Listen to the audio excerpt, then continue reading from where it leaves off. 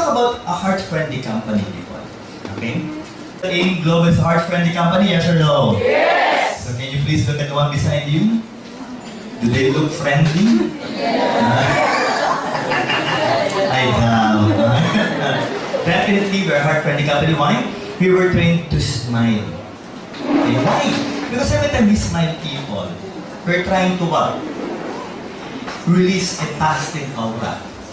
Okay? A positive energy. And of course, according to the law of attraction, we're also going to attract positive fortune. The question is, would you like to attract positive fortune, yes or no? Yes! So can you please smile? And look at the one beside you, by smiling. Okay, let's start. We are talking about heart health.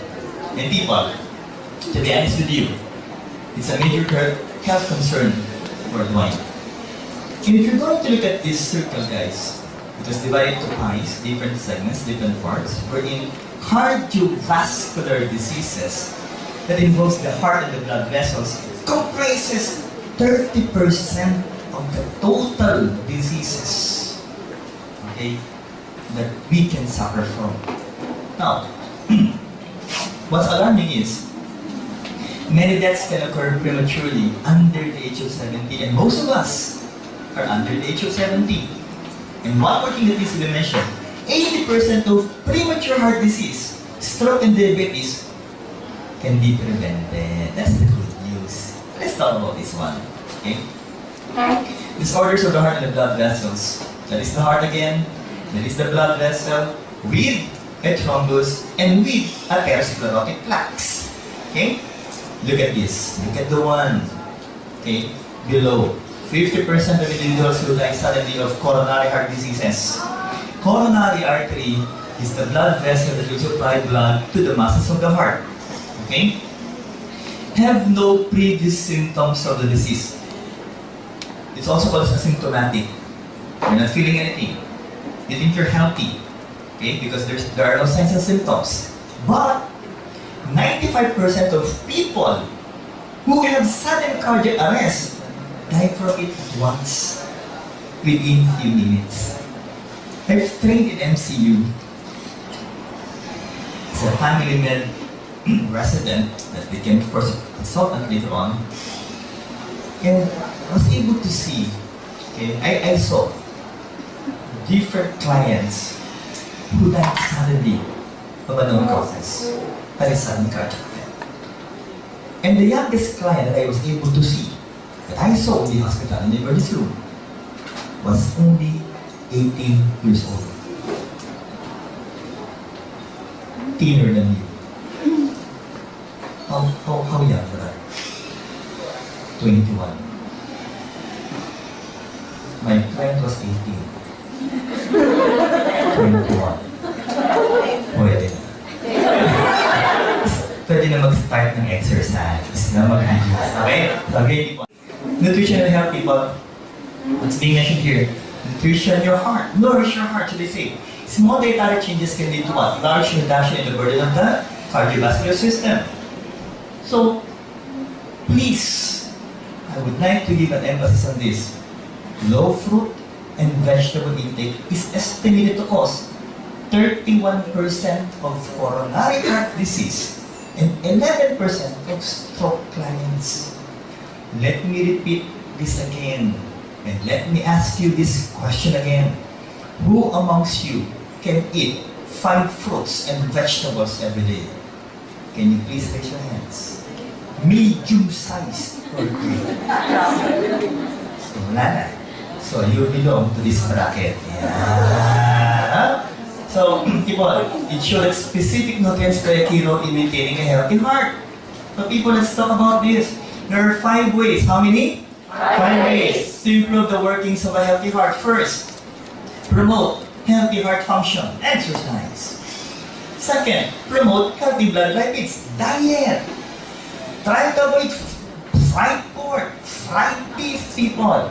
Third, prevent LDL cholesterol oxidation. Then, of course, promote healthy blood pressure. By all means, please try to lower down your weight. And finally, guys, support healthy circulation and, of course, blood vessels. Sleeping is part of which, guys? I know some of you would like to earn. Yes or no? Yes. And sometimes you try to compromise your sleeping hours. Please, you're adding stress physically and emotionally and mentally to your body. And that can lead to what? Heart problems or cardiovascular diseases. And that's not the proper way to do it, people. Next. What's the name of our product, guys? Vida Pharmaceutical Drink. Okay. If again you would like to invite doctors, convince doctors to become part of our company, this is the product that I would like you to know by heart. Why? Because it is the world's first cardiovascular drink with human clinical studies. I would like to remind you people that as a doctor, as a physician, we were trained to ask people promoting herbal products if you have clinical studies. Because if you can present to us clinical studies of your product, then it only means one thing: that product is said to be a low-class product. Okay? So guys, what's good in our company is that we have numerous clinical studies. Okay. The components will be nitrobera, nutriment, and it also contains stevia. The reason why when you drink Vida, that product, it's sweet. But I would like to remind you people, sugar-free. Are we clear so far? Okay, next. The flavor is of course natural grade, and it is FDA approved. So let's continue, people. And these are the two components. Can you please read it out, people? Vida and Vivo. Other word, say it louder. Trans-resveratrol. Can you please say it loud? And lycopene. Louder, people. Lycopene. And of course, the ones that produce Vida and Vivo is DSM. A so-called billion-euro company. Next. Vida. Let's talk about Vida first. Promotes healthy aging, yes, with high purity resveratrol, trans-resveratrol. Guys, resveratrol are said to be found, okay, in red wine. And they're considered to be a very powerful antioxidants. Now, I've already mentioned this one, but I'm going to repeat this. Okay? Death rate from coronary heart disease in France is said to be low despite high intake of saturated fats. Why again? Because of their fond of drinking what? Red wine. As I mentioned earlier, people, red wine contains what? Resveratrol. Next, people, if we're going to give an overview scientifically of the functions of resveratrol, these are the so-called beneficial effects of taking resveratrol. For those people whose age is 35 years old inside this room, look at this. And try to listen, guys. Why? You will benefit from this. First, you can try to mimic calorie restriction. So instead of you eating this much, you will only eat that much. It can extend your lifespan by approximately 36%. Okay?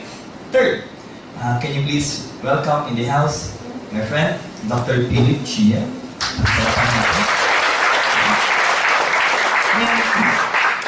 It will also give you resistance to LDL oxidation.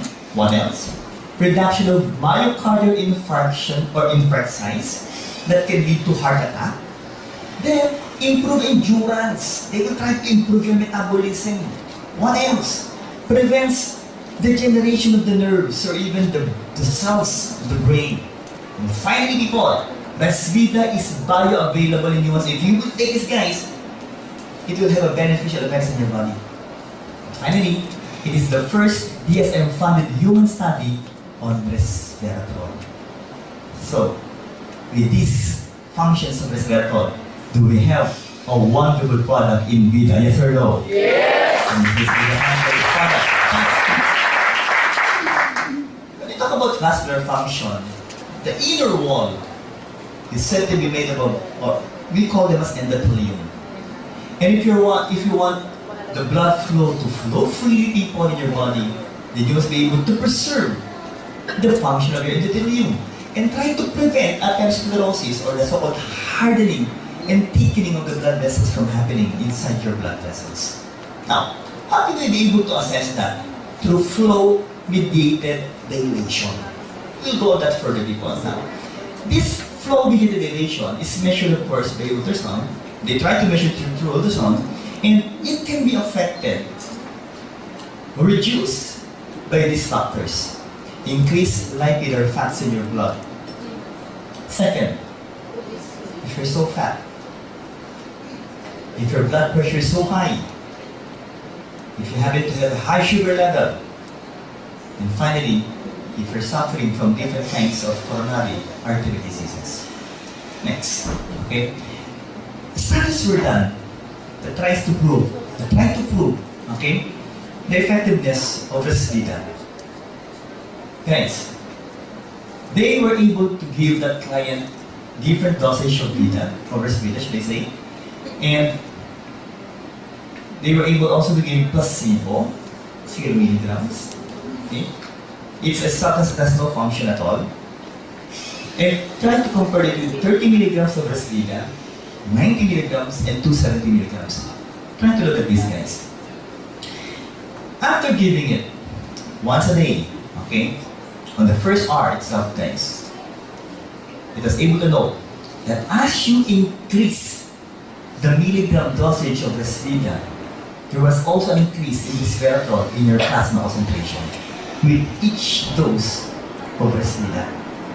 So people, approximately, it was able to show a dilation of your arteries by 62% up to 91% if you will drink Vida on the very first hour. Guys, if that is the case, the question is, do we have a wonderful product in Vida, yes or no? Yes! Because once you dilate the blood vessels, people, you will also try to improve the flow of blood. And once you improve the flow of blood, guys, the flow of nutrients, vitamins, minerals, oxygen that will give you energy will also improve your body. The question is, will that make you healthier, yes or no? Yes! Now, that is during the first hour. So, what will happen?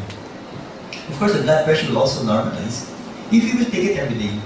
So what they did, okay, was to give Vida for approximately 6 weeks to 8 weeks.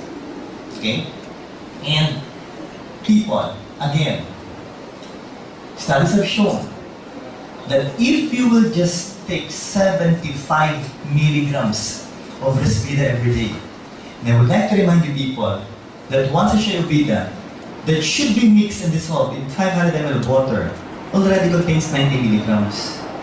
Guys, the requirement was only 75. The ones present in your product is 90 milligrams. So the big question is, have you gone beyond the requirements, yes or no? Yes! Guys, take it every day. Drink it, please. The word is please drink it every day. In a span of 6 to 8 weeks, it will further dilate your blood vessels by approximately 23%. So with that, people, are we getting better as day passes by with Vida Global, yes or no? Yes! Can you please give a hand for our product? And I love this word. I would like you to say it loud, guys. Metabolism. Can you please say it loud, people? Metabolism. Ability of the body to convert nutrients. Again, from macro to micro. Why? To form energy. Or from micro to macro to repair the body. Guys, I would like to clarify that if your objective is just to dilate or open up the blood vessels, then you only need to drink 1 sachet of Vida every day. But if your objective is to speed up your metabolism, you need to drink 2 sachets of Vida every day. People, look at what happened and look at the outcome of this whole study. Okay? So they just gave 275 milligrams of Vida compared to placebo. And what happened to people? Is that, number 1, it was able to normalize your blood pressure. Why again? By dilating the blood vessels. Second, it was also able to improve your blood sugar. And, of course, it was able to sensitize your insulin. Next, reduce inflammation that will try to improve the flow of blood. And finally, they can also help burn fats and convert this into energy for you to be able to lose weight. So with these people, maganda ba ang tanong ng Vida so far? Yes or no? Yes! Another hand for the spot. Next one. component people? Can you please say it loud? Lycopene. Okay. That is Vivo. Guys, lycopene is inversely, kabaligtaran, associated with markers of atherosclerosis. Mean to say, we can be able to prevent the hardening and thickening of the blood vessel wall. And what else, guys? It is also very strong. This time, can you please read it loud? Antioxidants. It has an anti-cancer components. So just try to analyze people with all of these. Do we have a magnificent product in Vida and Global? Yes or no? Yes! Kami pala pa malakas. What do you want to ask this Vida quality? Okay? If I'm going to drink Vida, people, the products will be what protected. Okay? Inside your stomach. But once it reaches the cell, then the so-called components of Vida will be released. Why? In order for your cells, okay, to be able to absorb the components of Vida. So with that, guys, maganda ba ang function so far ng Vida? Yes or no?